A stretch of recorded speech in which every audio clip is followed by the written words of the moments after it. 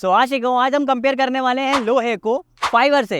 अरे भाई, वही अपनी बजाज चेतक जो एकमात्र इलेक्ट्रिक स्कूटर है जो मेटल बॉडी के अंदर आता है, उसको हम कंपेयर करेंगे एथर 450S से। सो आशिकों को मेरा सलाम और दिल टूटा बाइक चैनल में आप सब लोगों का स्वागत है।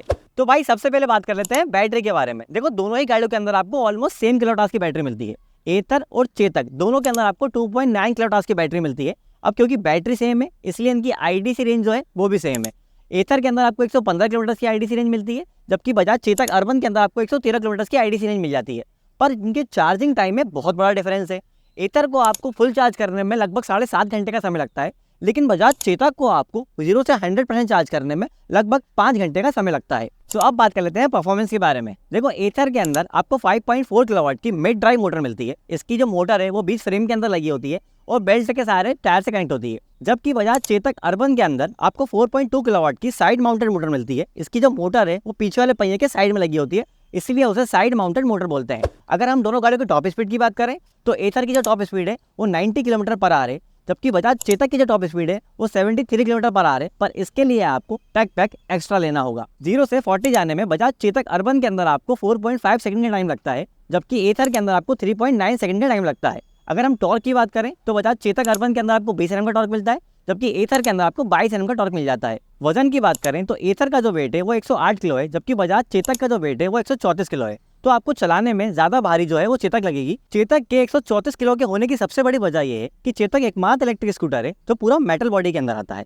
अभी मार्केट में कोई और इलेक्ट्रिक स्कूटर ऐसा नहीं है जो मेटल बॉडी के अंदर आता है, सारे फाइबर बॉडी के अंदर ही आते हैं। और इसी वजह से एथर जो है वो हल्का है, क्योंकि उसमें फाइबर बॉडी है। अगर हम लुक्स की बात करें तो एथर का जो लुक है वो बहुत शार्प और एडवांस लुक है। उसका जो एरोडायनामिक है वो भी बहुत ज्यादा अच्छा दिया हुआ है, जबकि बजाज चेतक का जो लुक है वो रेट्रो टाइप लुक में दिया हुआ है।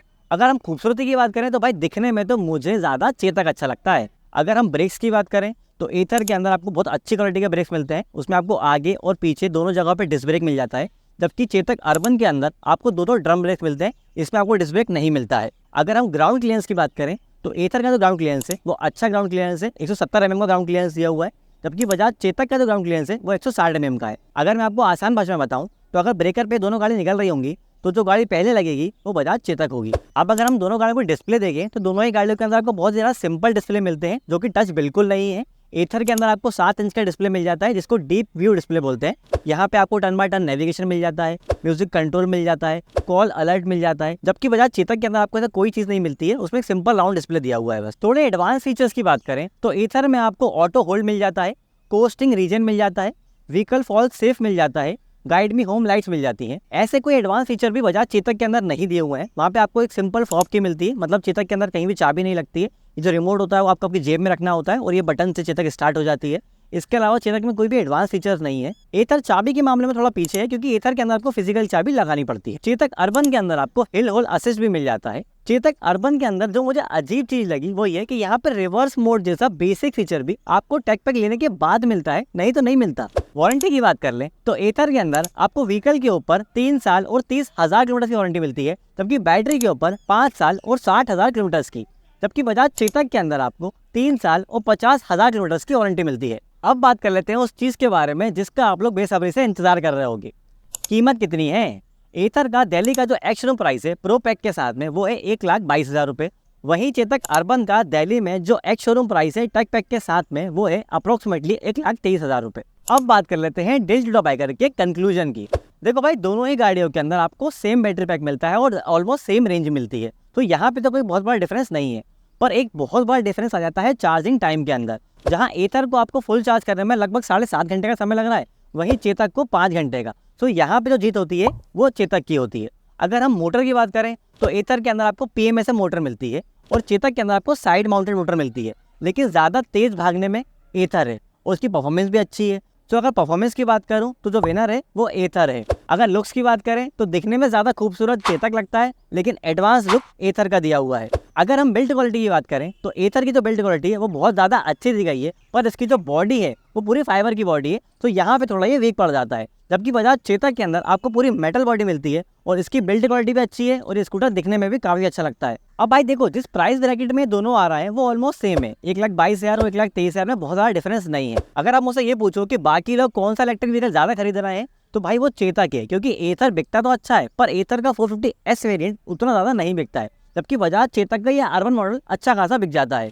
देखो, अगर सेफ्टी की बात करें तो दोनों ही व्हीकल बहुत ज्यादा सेफ है, इनमें कभी भी कोई फायर इंसिडेंट्स नहीं हुए हैं। अब अगर हम फ्यूचर प्लान्स की बात करें दोनों ही कंपनी के, तो अभी रिसेंटली बजाज चेतक का एक हब मोटर वाला इलेक्ट्रिक स्कूटर टेस्टिंग करते हुए पाया गया था। और एक और चीज, बजाज चेतक ने अभी 2.4 किलोवाट बैटरी पैक वाला वेरिएंट अभी रजिस्टर्ड करा है। दूसरे हाथ में एथर भी अपने एक फैमिली स्कूटर के ऊपर काम कर रहा है जिसका नाम है रिस्टा, जो एथर का कहना है कि वो अगले 6 महीने के अंदर लोगों को डिलीवर्ड कर देगा। हम अगर सर्विस की बात करें तो एथर ने अपने सर्विस सेंटर को अच्छे से एक्सपेंड कर रहा है तेजी से, जबकि बजाज चेतक के सर्विस सेंटर तो और भी ज्यादा है, क्योंकि बजाज चेतक की जो सर्विस होती है वो केटीएम के शोरूम्स के ऊपर भी हो जाती है। और एथर ने रिसेंटली अभी अपने फ्यूचर सर्विस प्लान्स के बारे में बताया कि उनके ऐसे 50 सर्विस सेंटर्स होंगे जहां पे आपको 60 मिनट के अंदर ही व्हीकल सर्विस होके वापस मिल जाएगा। बट ये फास्ट सर्विस कब से होगी ये अभी किसी को नहीं पता है। और अगर फास्ट सर्विस की बात कर रहे हैं तो फास्ट चार्जिंग की भी बात कर लेते हैं। एथर के अंदर आपको फास्ट चार्जिंग का ऑप्शन मिल जाता है, क्योंकि एथर के जो ग्रिड्स हैं वो बहुत सारे लगे हुए हैं, लगभग 1500 के आसपास एथर के ऑल ओवर इंडिया में फास्ट चार्जर्स अवेलेबल हैं। और अब तो क्योंकि एथर का और विडा का टाई अप हो चुका है, तो जो विडा के 400 थे उससे भी आप एथर चार्ज कर सकते हो। अगर आपके पास एथर है तो टोटल इंडिया में आपके पास 1900 चार्जर्स अवेलेबल हैं जो कि फास्ट चार्जर्स हैं, जबकि चेतक तो फास्ट चार्जर सपोर्ट भी नहीं करता है। अगर आपको इन दोनों इलेक्ट्रिक व्हीकल से रिलेटेड कोई भी डाउट है, या फिर आपको किसी भी इलेक्ट्रिक व्हीकल से रिलेटेड कोई भी डाउट है, तो वो आप मुझसे कमेंट करके पूछ सकते हैं। इलेक्ट्रिक गाड़ी के ऐसे ही वीडियोस के लिए दिल टू टॉप चैनल को सब्सक्राइब कर लीजिए।